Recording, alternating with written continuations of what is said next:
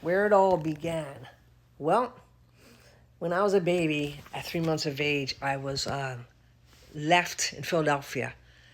And there were actually newspaper articles about me and my sister, because my sister was left in Trenton in a basket at 6 weeks, I think. The hunt for the babies were on, and they actually, by the time they got to me, I was actually went to an orphanage, and then I was adopted out. And they found my sister still in an orphanage.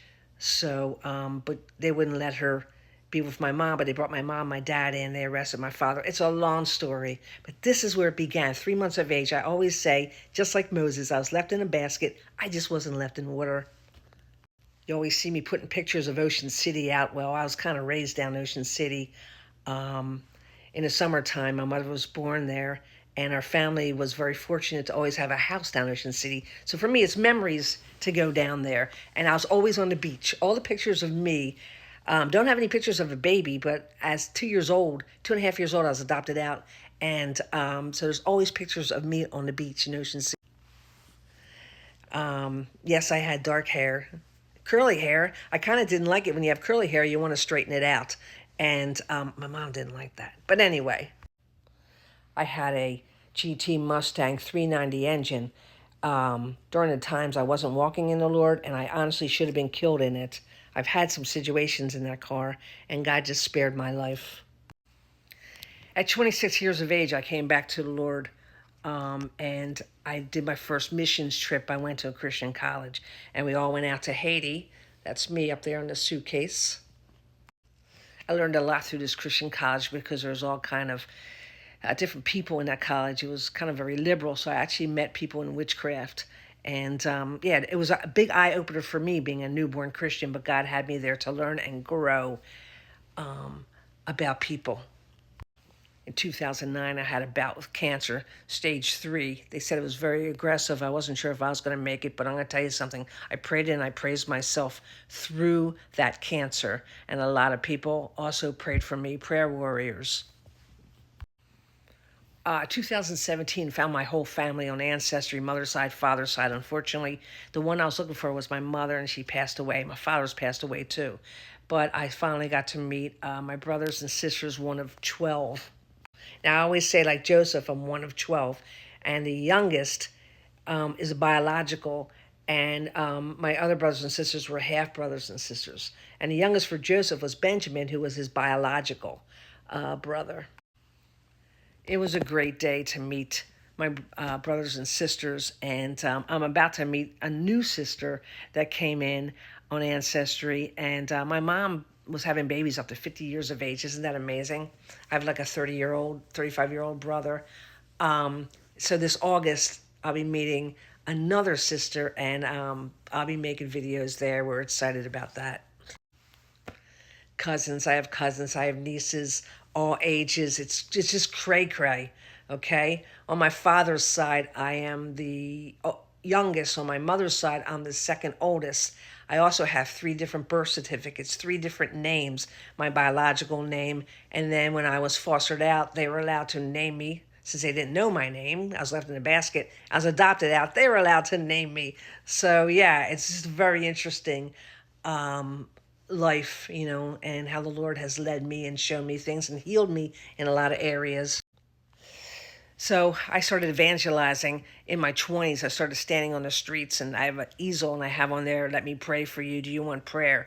Also, I used to go to a Christian cinema. It's not there anymore in Ambler, a group of us. And when the movies were over, sometimes Harry, who owned it, allowed me to go up on stage and testify to people. And then we'd go outside in front of the bar and we would evangelize. So evangelism was on me early in life. When I got saved, I just had that desire to do that. But, something has changed with my evangelism. Obviously, there's more of a fire that I have in me now.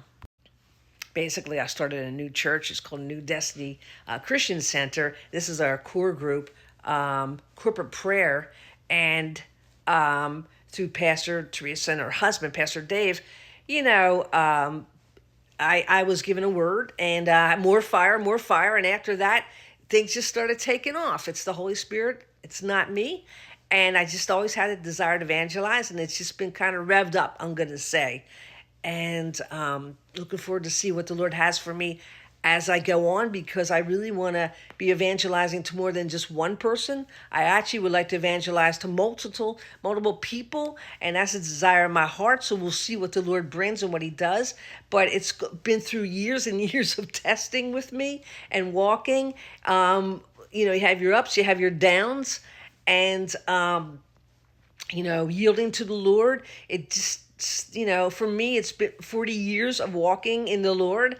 I know a lot of people, they get, down and out about where they're supposed to be with the Lord.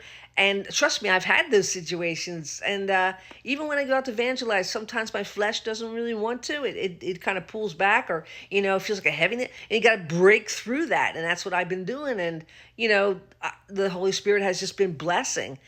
And so I'm really appreciative of this church and this group of people. And it's in Springfield, Pennsylvania, off of Route 320, again, New Destiny Christian Center. And yeah, that's what's been going on in my life. And again, it's kind of years of seasoning. It doesn't happen right away, although I know people that sometimes you're young and you want to jump out. That's what I did. I jumped out right away and I evangelized. It was different when I was doing it in the streets. I was handing out tracts and people were walking by and they would say no. And I've been spit on, and I've been, it hasn't been easy.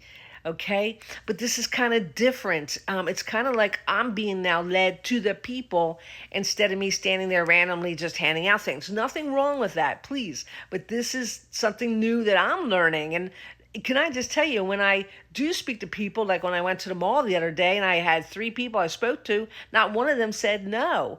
And it surprises me. I walk out surprised, okay? And it's not that you don't get someone that says no, but that's going to happen, but you just continue on. And so this is where I'm at right now.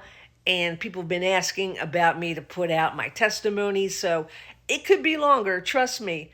The Lord brought me in early with dreams and visions. And I'm not talking psychic dreams and visions, but when I was younger also, I was shown things that happened.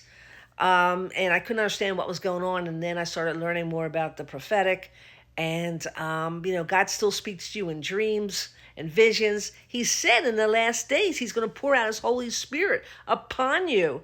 And you men and women, you'll be having dreams and visions. But I often wonder, are you going to believe it? Because a lot of people don't believe God does that. So in the last days, when he pours out his dreams and visions, are you even going to believe it? Are you going to believe it when the 2 witnesses come and they're working in miracles? Are you going to believe that, Christian? It's time to start believing that Jesus is the same yesterday, today, as tomorrow. He is still the same. He hasn't changed. The demonic is still real. It's still out there. They haven't just disappeared because all the apostles died. I know I'm getting deep here, but this is all real. The spiritual is still real. I've always believed that, even as a young child. So this is where I'm at today. And guys, God bless you guys. If you need prayer, you can message me and I will gladly pray over you. God bless, guys.